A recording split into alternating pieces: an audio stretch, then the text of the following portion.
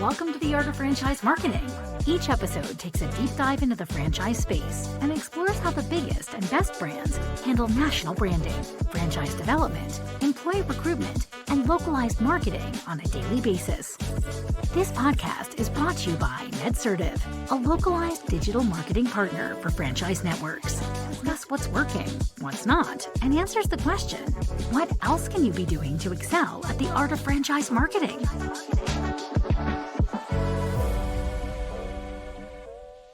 Hello, and welcome to the Art of Franchise Marketing. I'm your host, Erin Martin, and this episode's brought to you by NetSertive. Today, our guest is Chelsea Penne, the Senior Marketing Manager of Main Squeeze Juice Co. Chelsea, thanks for joining us. Yeah, thank you for having me. Nice to be here. So to jump in, can you give our listeners a little more background on you and Main Squeeze? Yeah, absolutely. So my name is Chelsea Penne, and I always joke with my last name being what it is that I was born to do food and beverage marketing in some capacity. So I'm the Senior Marketing Manager here at Main Squeeze Juice Co. I oversee the brand marketing strategy. I also oversee all the local marketing strategy. So I work very closely and hands-on with our amazing store owners. I work leading the PR campaigns, LTO rollouts, support with R&D, the local store marketing, and I oversee all the creative development from content to social and website. Yeah, that's about me and about Main Squeeze. We are a functional wellness brand, and I think that's important to note. We're a functional wellness brand that offers solutions through food and beverage in a quick, casual environment, and we have a lot of amazing things planned for this year, so I'm very excited to talk about that. Yes. And yeah, you've got so many hats. I'm excited to pick your brain on so many things. But to start off, what are some of those initiatives that you guys have planned for the year? Yeah, we recently launched our Not So Dirty Soda with Poppy. So we're very excited about that partnership and elevating both these brands. We couldn't be more grateful to the Poppy team for their work and collaboration with us. And there's more to come for sure in that realm, staying on top of trends, staying relevant, delivering functional wellness through creative outlets and innovation. So you can definitely expect to see more things like that. We do have something launching very soon in the next couple of weeks. Also, that's a collagen smoothie and bowl. So by the time this comes out, it'll be live. Go take a sip. Yeah, collagen smoothie and bowl in partnership with Dole. We're really trying to lean into the beauty side of the industry, more wellness focused, the functional benefits of a product and how they can serve a customer beyond just flavor and convenience, but more so how it fits into their wellness routines, their health and wellness goals, just being a better alternative than the sugar-filled something else. Yes, which is a juice after my heart. I love the health and wellness space specifically, so that is singing to me. And I think one thing we had talked about before too, which I love, is all these awesome brand partnerships you guys have where you're taking the brand. It is very rooted in the research and data piece of it. Sometimes as marketers, we see these things and don't necessarily know the driver behind that idea or the creative piece of it. And I know you're deep within the R&D side of it. So I'm curious, what is some of that research that you've been seeing? What do you have available to dig into that is a marketer's dream to be able to bring some of that creativity and campaigns to life? Yeah, thank you for asking. Can't give away our secret sauce, but I will say that we're very lucky to have the team that we have. Not only that, just the ownership of each of our lanes. Our CEO, Jennifer Dodd, is so in touch with the trends, so in touch with the industry in the world that we take space in from wellness. She lives that wellness dream every single day. She's definitely an example of practicing what you preach. And our VP of Operations and R&D, Zach Cheney, he's an incredible integral part of this R&D process. It all starts with an idea. Jen and I will do the research through whatever platforms are available to us, whether it's Placer AI. We have amazing partners with our website facilitators, Spillover, who gave us great insights on our CRM data. Not only that, owning our tech stack and having the capabilities to really see into our customers' purchase history and behaviors, their age, what interests them. And then taking that research beyond utilizing platforms and industry trends. It starts with that, right? So hopefully that answers your question, I think. Yeah, I love it. And especially the tech piece is such the systems and tech piece, I should say, are such a big piece of it, because then, and I don't know about you guys, if you're looking at your customer data, are you layering on third-party data to look at other behaviors and trends to better know your customer? What else are you building around your CRM and tech stack to be able to get those insights? Yeah, absolutely. We definitely take into consideration third party. We have somebody that facilitates those relationships. We've had really good partnerships with both DoorDash and Uber Eats, and we always take into account what we're learning on those platforms, as well as our app, right? We have a really great app that we always push. We try to push mobile orders and app downloads as a first customer touch point.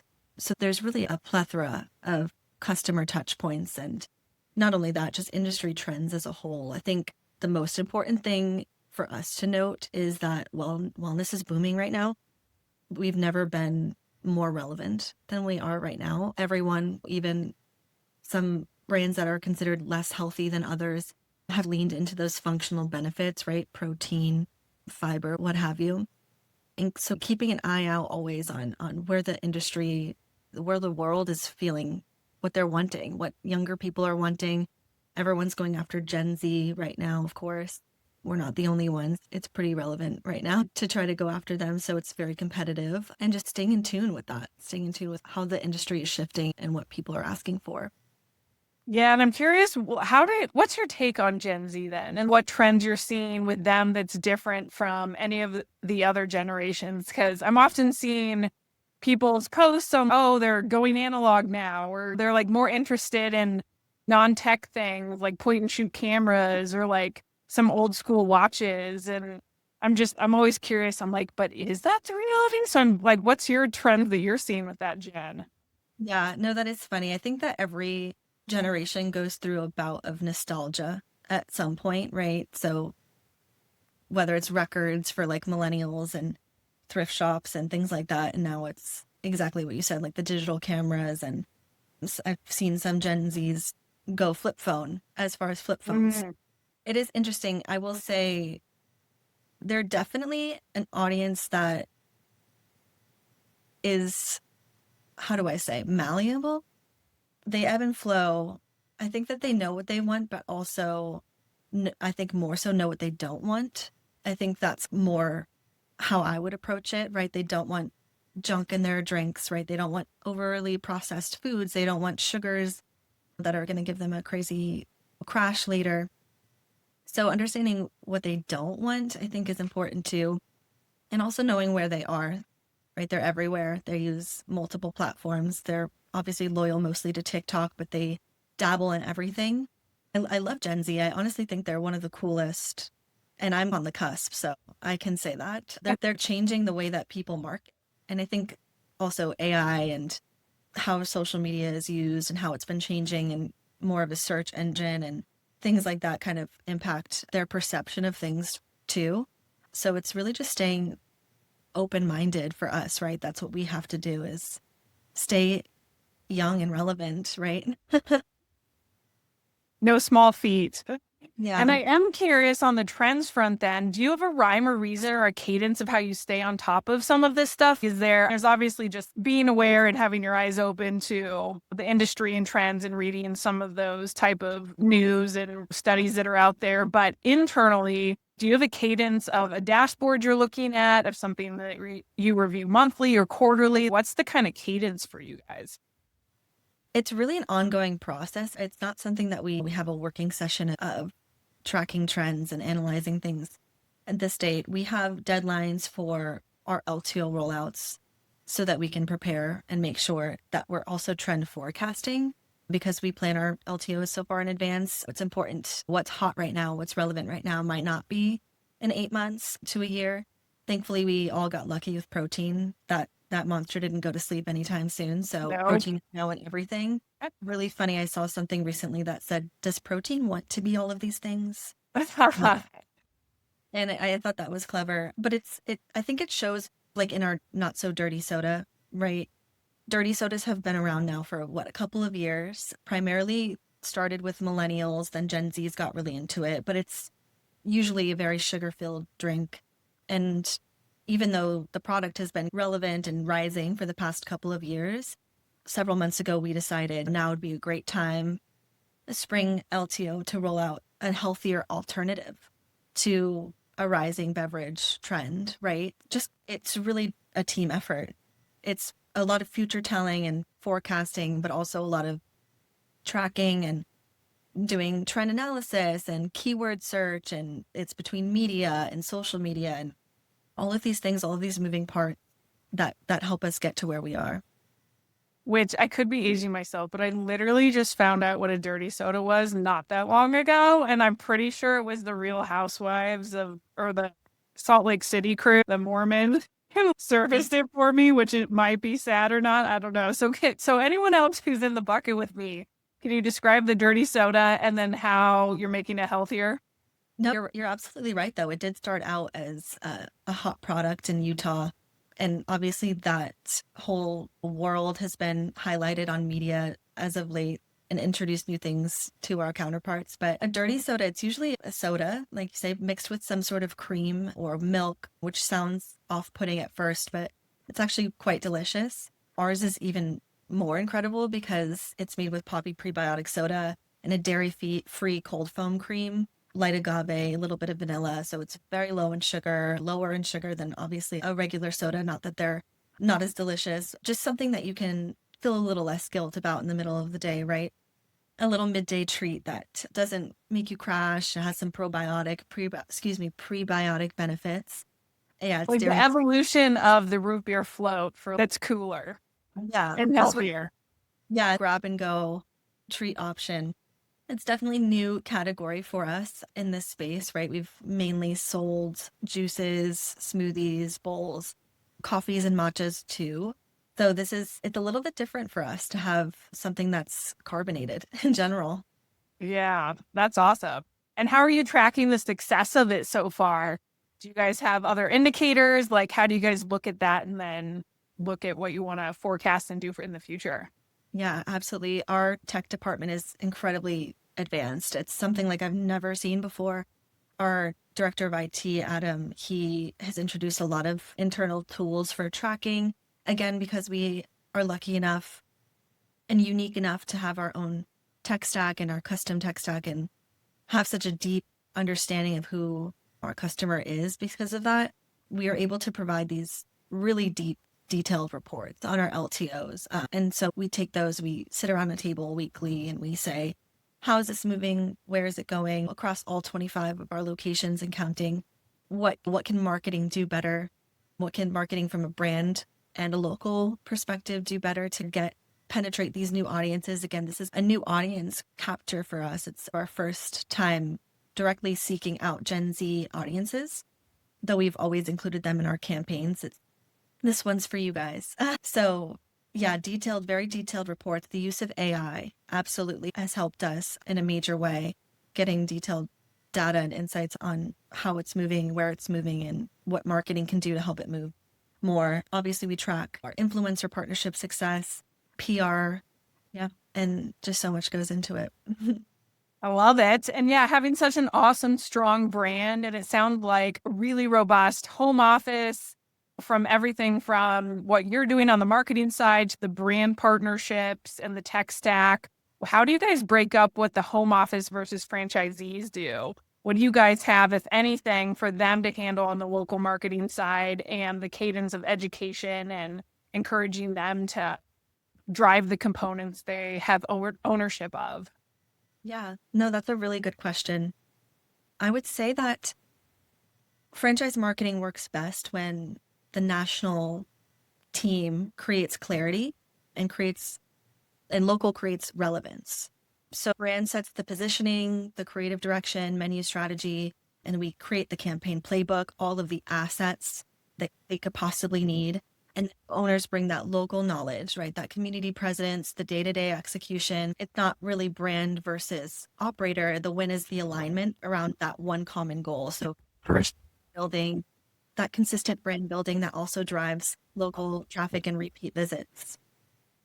Yeah, I literally was writing down the quote that you just had because I love that. I think that there can be so much that brands want to do for franchisees to be successful that oftentimes there's so much going on. How do you prioritize it? So you'll leave a grab bag up for franchisees to be able to handle. This is your business. This is your livelihood. So you don't want to take it away from them.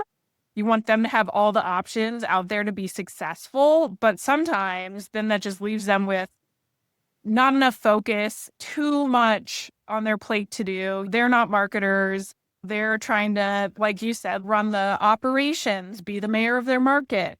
So I'm curious what specifically you have them focus on when it comes to that local relevance piece. There's obviously the day-to-day operation, but is there anything on the marketing front that folds under that you guys try to educate and encourage? Or like local influencers, do you give them any flexibility with that, or is that all the corporate team too? Yeah, absolutely. I'm also very lucky. Main Squeeze is very lucky because our owners are just so amazing, so wonderful. I have one-on-one calls with all of them, and we text, some of us, regularly, bouncing ideas off of each other, talking about how a recent event went. So I'd like to say we have a really good relationship. Thankfully that we're at the scale right now where that's feasible.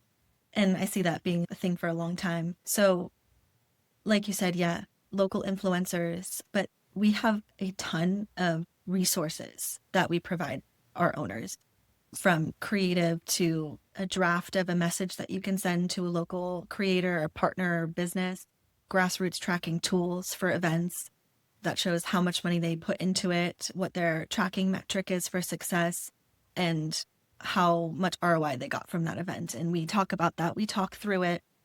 So we provide tracking tools, creative. We have sheets that show local businesses that are aligned. There's just so many resources, right? Trying to get them as prepared. I think of it as almost like a track team, right? We hand over the baton and they go across the finish line. So if I see a local opportunity that I think is interesting, maybe they've already seen it, that they're pretty hands-on, I'll bring it to their attention and we'll collaborate on the concept. I'll help them kick it off and then they'll take over and make it win. Recently, we had a really wonderful event at our Place St. Charles location in New Orleans with a wonderful franchise owner, Dr. Brittany Adams. This is her second location that she's opened with us. And we coordinated with one of our partners, Pattaya Foods, to do like a pop-up event near Tulane at the Place St. Charles location. And we had over 250 people show up in just a matter of 2 weeks of marketing. So it was a short turnaround time, great execution from Dr. B. I helped facilitate the partnership from Pattaya, figured out how we could elevate them with our partners as well, right? Give Dr. B the creative tools, help her set up the event online. I do some outreach and support, and she can focus on the operational lift, right? What kind of product are we giving out? What size? How many toppings? What are the margins looking like here? What's the qualification to getting the free product sample? And then how do we track it? So it's really collaborative, but our owners do a really good job at handling local marketing efforts on their own as well, because of the tools that we give them. Yeah, awesome. And yeah, that was going to be my next question, was what type of local event marketing promotions or campaigns or events are working well. I think that's one thing that a lot of people are doing a better job of bridging the digital space with the in-person touch points and being able to have more of those experiential in-person events. So I was curious if there's any specific type of events or promotions or campaigns that are getting people to those type of pop-up things that you do. Yeah, we've had great success just in our realm with working with brands that align with us, right? So there's relevancy is a huge factor of how successful a partnership or a local event is. Is it a good brand fit? Do we have common goals? So we really do look at the why, and then the owners will work out the how. So we define the positioning, the guardrails, the priorities, what success looks like, and then our owners adapt the activations to their communities, to their partnerships, based off of their store rhythms and local demand patterns, because at the end of the day, nobody knows their communities like them. So I can do all of the planning and all of the activating and this, that, and the other, but it's really the owners who are face-to-face with their community and their customer that make the biggest difference. And a lot of the times our owners are huge pillars in their community. They're really great hands-on, interactive. We work with a lot of run clubs. We work with a lot of, sometimes it's a med spa, sometimes it's a foodie. It really just depends on what the message is and if the two partners' missions align. Yeah, yeah, that makes sense. And you mentioned some tools for tracking. And also, I'm just curious in general about more of those tracking tools that you guys use and also just your tech stack in general. I love the marketing and operations piece, and I know that you do too. So I definitely wanted to pick your brain on what you use on that side of things. Yeah, we have a lot of internal tools that we can custom make. Honestly, AI has been incredible. Like I said, Adam, our tech director, he's introduced a lot of really amazing custom tracking tools for us, which maybe one day they will be public, more to come. But for now, yeah, we just have a lot of, we're very lucky in the way that we have a lot of customization internally that allow us to track success, get the proper insights that we need. Also, just even if it's an Excel sheet, right? That helps with some formulas added that in them. Anything really helps the process become trackable, always have a metric tied to it is really important. Let me, Yeah. let me think more on that now. I'm less techie than you'd think because you guys are Yeah, no tech. problem. Yeah, I think the opportunity for marketers when it comes to the build, buyer, partner, given how AI has changed the game, is just crazy in a good way. But I think it's a good reminder. Oftentimes, I know I often will feel overwhelmed with just the amount of tools that are out there to do different things, and the possibilities can be endless that you just end up either playing with things or going down a rabbit hole because it is so cool when, like, okay, at the end of the day, how do we still back up, identify what the core levers are that we want to push first? What are the biggest initiatives? What are the biggest roadblocks that if we remove, will move the needle for us the most? And then how do we figure out whether it's a build internally, buy, or partner scenario, or whether we use AI to help overcome that challenge or solution that we're looking for. So I think that you mentioned you're amazing tech guy. It's yes, either I think it's just such a good reminder for us marketers that you need to have something that's pushing the needle. We don't have to be the ones who are knowledgeable about it and actually capable. In fact, I would say that's very a small percentage of marketers that are that much of a technologist who know it.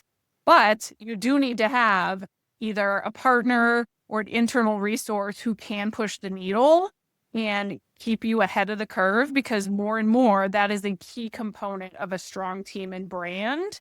And you can't just sit on it and be using Gemini to answer some questions and thinking that you're going to get ahead as a brand these days. Like, you will rapidly fall behind if you don't have either internal partner or something that's pushing the needle for you. And it doesn't have to be you, but I just Yeah, feel very passionately about yeah, no. And if I would say it's less about tech pushing the needle and more so about tech helping close the loop in marketing. So Yes. it's a system that helps marketing connect to real outcomes. So app orders, redemptions, frequency, engagement, whatever it would be, add-ons, whatever we're trying to push at whatever time, catering, we're really trying to push our catering program, store level sales trends. If and loyalty is one of the most important data engines in our system. We have a really amazing loyalty matchback. So we always shoot for about 70% repeat customer rate, and we're just under that right now and growing.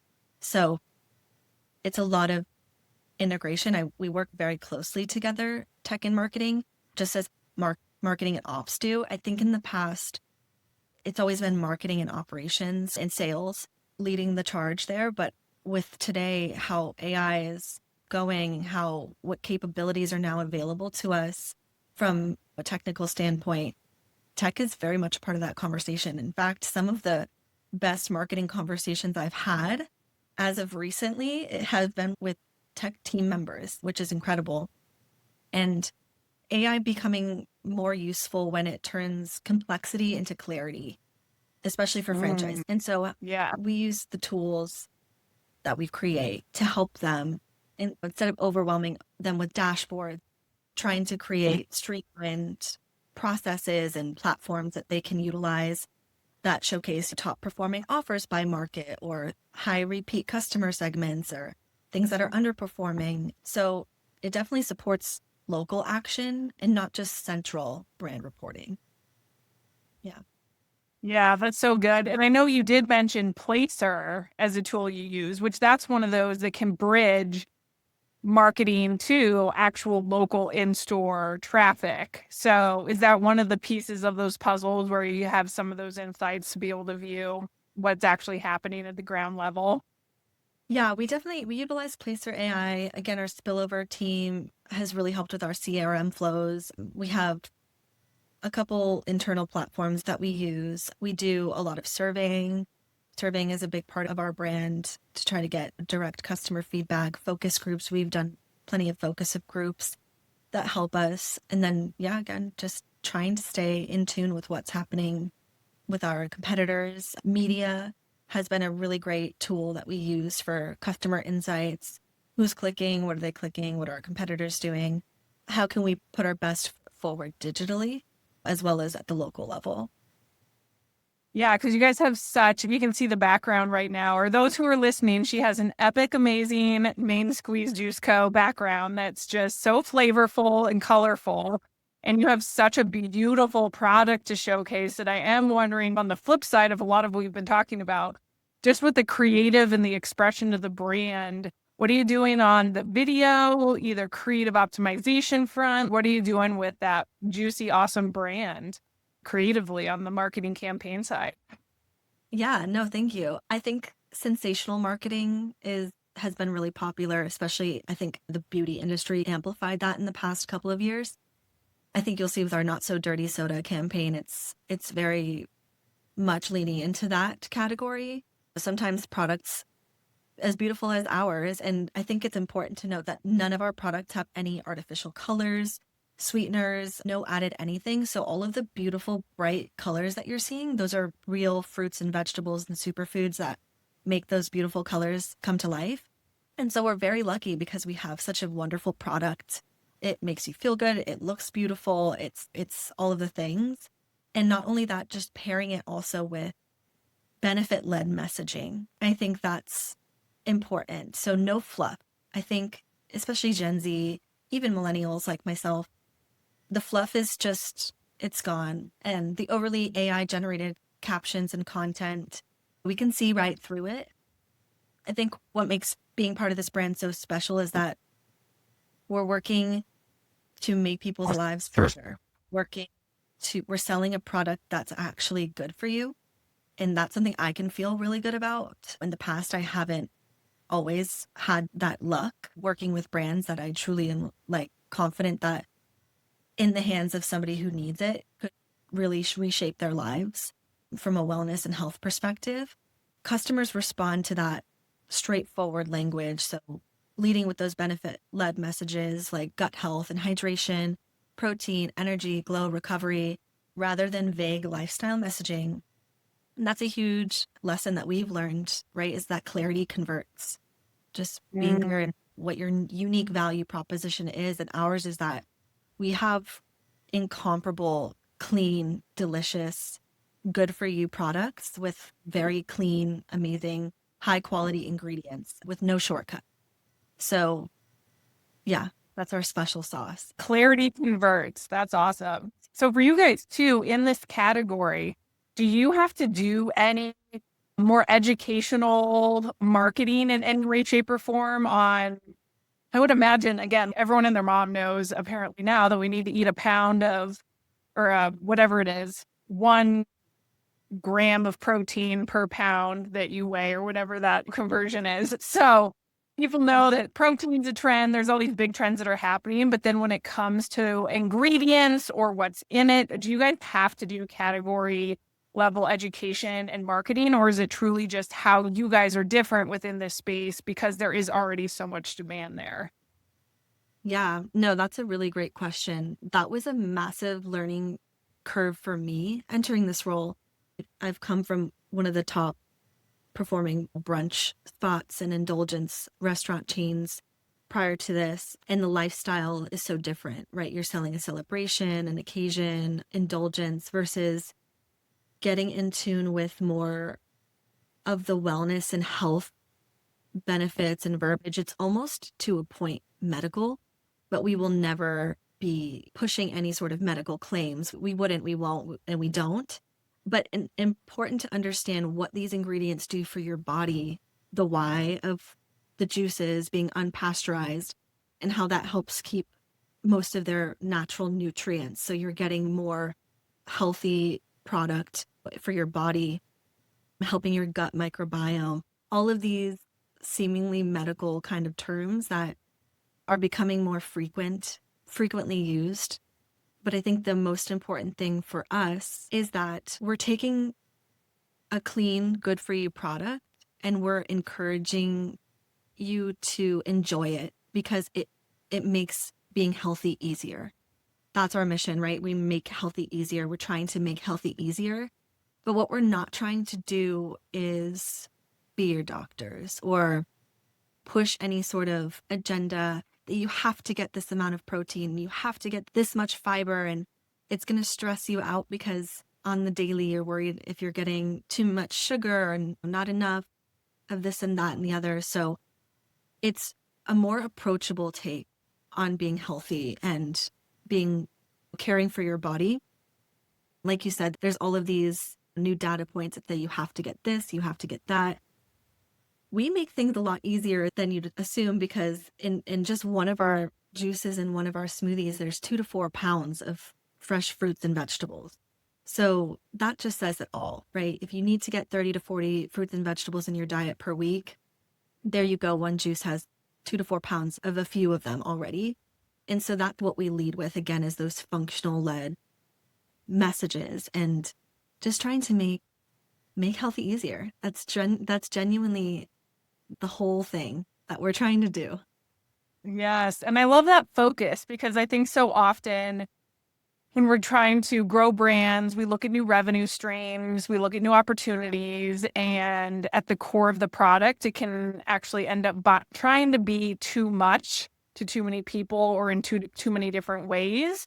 So the fact that you guys have identified, no, this is the simple area where we land when people want a healthy option, we'll make it easy. And just knowing that's the role. Obviously, you guys have a great variety of products and things that people can buy. But I think that clarity from all the way from the brand to the product that you sell to the marketing message is so important. And really, a lot of brands can go sideways without that core center and focus on it too. Absolutely. Oh, Chelsea, is there anything that we didn't discuss that you wish we would have? We covered a lot of ground. I think that's good. I think there's a lot of really amazing things happening with Main Squeeze. We just signed an exciting deal in a top market in Alabama. That's coming soon. We have a lot of amazing products that are launching that are functional, good for you, but also delicious. Amazing things in the pipeline. So stay tuned and follow along. Yeah, we'd love to have you. Love it. Absolutely. And thanks again for joining. Thank you so much. Thanks for listening to The Art of Franchise Marketing. This show is brought to you by NetCertive. We help franchise brands and multi-location businesses run localized digital marketing at scale. To learn more, visit netcertive.com.